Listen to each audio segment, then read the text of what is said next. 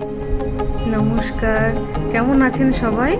বর্ধমান থেকে আমি সুস্মিতা আপনাদের সকলকে প্রাক শারদীয়ার প্রীতি, শুভেচ্ছা ও আন্তরিক ভালোবাসা জানাই। আজ আমি রুই মাছের মুড়ো দিয়ে মোচার ঘন্ট, যা সাবেক বাঙালি পদ, খেতে অসাধারণ সুস্বাদু, এই রান্নাটি করে দেখাবো। সারাদিনের কর্মব্যস্ততায় মোচা ছাড়ানোর ঝামেলার জন্য আজকাল আর কেউ এই রান্নার দিকে যেতে চায় না, তাই না? বেশ সময় সাপেক্ষ, তবে এই রান্না ভীষণ সুস্বাদু ও স্বাস্থ্যকর। তাই চলুন তাহলে আমরা এই রান্নাটা শুরু করে দিই।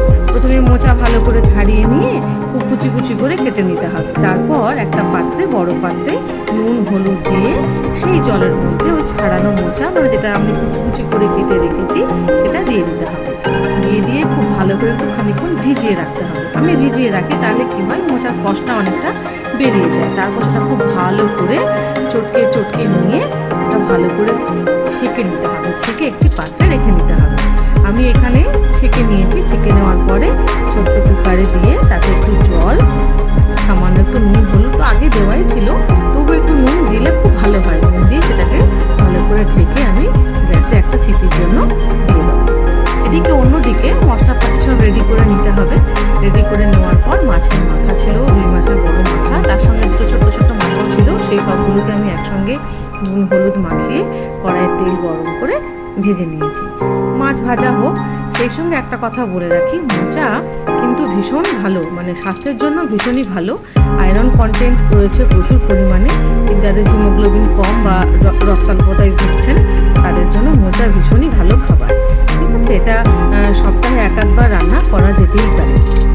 আর মাছের মাথা দিলে তো তার মাত্রা আরেকটু, মানে স্বাদের মাত্রা আরও বেড়ে যায়, খুবই ভালো হয়। আমি মোচা সাধারণত মাছের মাথা দিয়ে করার চেষ্টা করি। রুই মাছের মাথা দিয়েও ভালো হয়, আবার কাতলা মাছের মাথা দিয়েও ভালো হয়। একটু মাথাটা সাইজটা বড় হলে ভালো লাগে বেশি খেতে।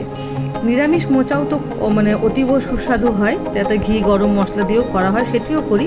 তবে রুই মাছের মাথা দিয়ে আমার ছেলে খেতে ভালোবাসে বলে সেদিকেই একটু আমার ঝোঁকটা বেশি। এদিকে দেখুন মোচা আমার সিটি হয়ে গেছে। আর এদিকে তেল গরম করেছিলাম, তাতে একটু জিরে, শুকনো লঙ্কা, তেজপাতা ফোড়ন, তেজপাতা আমি দিইনি, দিতে পারেন তেজপাতা। ওটা পেঁয়াজটা একটু ভাজা ভাজা হয়ে গেলে তারপরে ছোটো ছোটো করে কেটে রেখেছিলাম আলু, সেই আলুগুলো দিয়ে নুন হলুদ দিয়ে একটু ভালো করে নেড়ে নিচ্ছি। তাহলে কী হবে, আলুটা সেদ্ধ হয়ে যাবে। একটু ঢাকা দিয়ে রান্না করলে কী হয়, কম তেলে রান্নাটা হয়। এখন তো সবাই খুব স্বাস্থ্য সচেতন, তো সেই জন্য আমাদের চেষ্টা করতে হবে একটু লেস অয়েল ফুড প্রিপেয়ার করার জন্য। তো সেই জন্য কম তেলে নুন হলুদ দিলাম। নুন হলুদ দিয়ে সামান্য একটু ঢেকে দিলে কি হয়, আলুটা বেশ মজে আসবে, নরম হয়ে যাবে।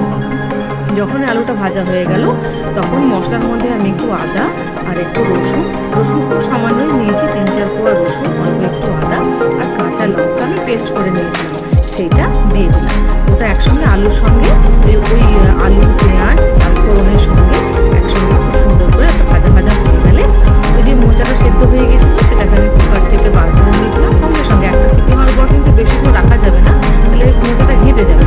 মোচাটা সামান্য একটা সিটি হওয়ার পরে সামান্য খানিকক্ষণ রেখে দিই, ওর পেপারটাকে পেপার প্রেশার সেটাকে সরিয়ে নিতে হবে। ট্যাপটা খুলে দেবেন, জলের কল খুলে দিয়ে আমি কুকারটাকে রেখে দিই, ওতে পেপারটা চলে যায়। দিয়ে একটা ছোট্ট ফুটো থালা বা ঝুড়ি থাকে, ফুটো ঝুড়ি, তার মধ্যে ছড়িয়ে দিলে পরে খুব সুন্দর জলটা ঝরে যায়।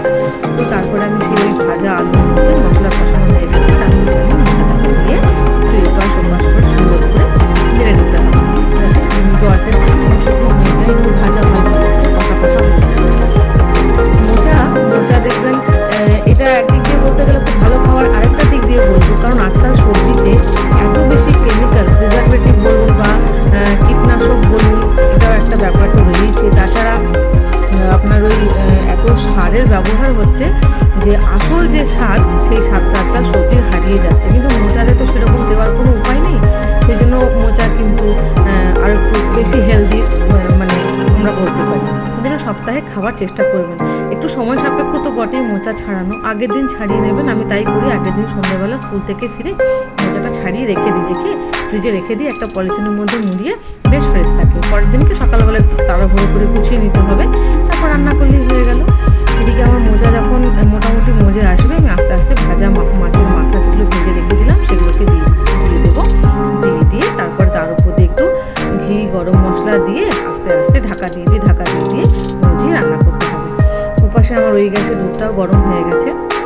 আমি এখানে বেশি মানে আঁচটা কম করে করে তেলের ব্যবহার কম করেছি এবং ঢাকা দিয়েছি যাতে স্লো ফ্লেমে খুব সুন্দর করে রান্না হয়। শেষকালে আরেকটু ঘি দিলাম, মনে হলো যেন একটু কম হয়েছে, আর একটু ঘি দিয়েছি। ঘি গরম মশলা সুন্দর করে দিয়ে একটু নাড়িয়ে নিলেই মোচার ঘন্ট রেডি। তাহলে কেমন লাগলো আমাকে জানাবেন। আর আমি তো মাছের মাথা দিয়ে করি, এটা আরও অন্যরকমভাবেও করা যায় আমি জানি। ছোলা দিয়ে করা হয়, মুগ ডাল দিয়ে করা হয়, আমিও তাই করি। যাই হোক, মোচার ঘন্ট আমার রেডি। কেমন হয়েছে করে যেন আমাকে অবশ্যই জানাবেন। আবার আপনাদের সঙ্গে দেখা হবে অন্য একটি রান্নায়।